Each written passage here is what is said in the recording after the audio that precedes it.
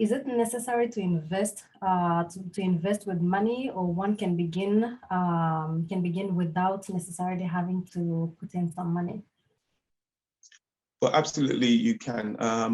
But generally speaking, okay, when I started my first nursery, which was in Durham, just by pure accident, I had a mind for business. I mean, I was, by the time I was 18, I was trying to do things with McDonald's, in Africa and things like that. But if you have the mind, you don't necessarily have to, but generally speaking, you need some sort of capital. Not lots and lots of money, but some sort of capital. So for example, let me be base. If you want to start a business as a window cleaner, well, actually, you just need a ladder and water and soap of some shape or form. So that's a minimum investment. If you want to be a gardener, you don't need you don't need hundreds and thousands of pounds. You just need a grass cutter or a mower. So you need to invest something, even if it's your time. You need to invest something. So it's not always absolutely necessary for hundreds and thousands of pounds to be invested. Yeah, thank you for obviously all the information that you've shared so far. I just wanted to ask a question. So essentially, I'm a lawyer, and I'm going into the property business. Because I was just thinking to myself that people always need somewhere to live. It doesn't matter whether you're rich, whether you're poor, people will always need a roof over their heads. So it's quite a new area for me that I'm planning to go into. And I just wanted to know, do you yourself have any experience of working in the property business, given that you're a childcare provider? Yeah, look, property is a very lucrative business, as you know, if you have it. But that said, it depends how you're going to finance it. So there are opportunities which companies, I'm not a big fan of those companies where you have lots and lots of property and you never sell it and you just keep having lots of portfolio. So it depends on what end of the market you want to be in, whether you actually just want to, and where you want to buy the property. The key thing as far as property is concerned, as far as I'm concerned, is people will say buy near a university, but it's going to be very expensive, so that it has that turnover all the time.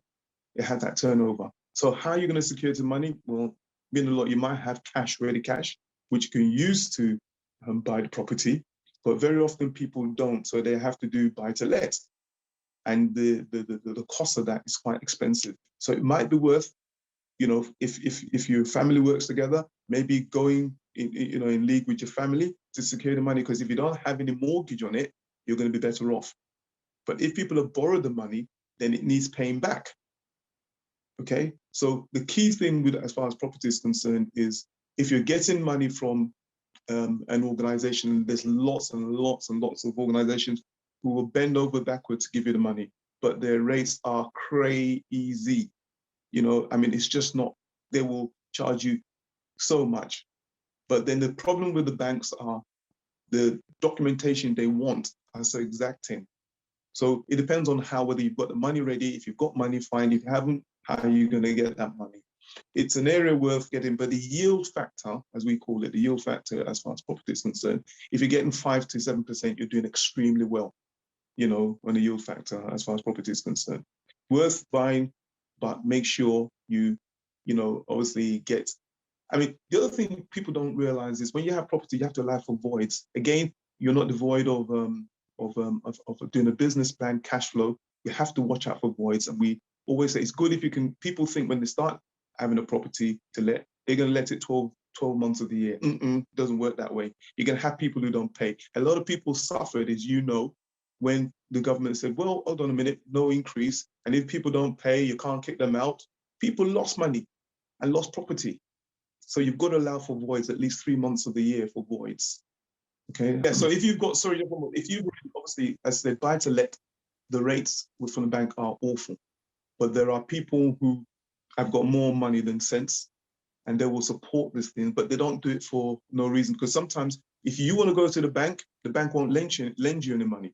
But being brothers and sisters, we advance people money, obviously on a legal basis, sign contracts, etc., if we think the businesses are worth it. So I would read business plan which people give me, and I'm thinking, no, this ain't gonna work. And they get really upset with me, but I try and explain why I think it's not gonna work or way they can adjust it. But definitely worth thinking about. And my sister, because you've got that mind, you're not just saying to yourself, because I'm a lawyer, that's it, that's my full-time job. You've got the mind, be ready to diversify into something else, which is not to do with property. It may be shocking to you. It may be something which you don't think. Look, listen, if I can sell apples and oranges and make money, why not?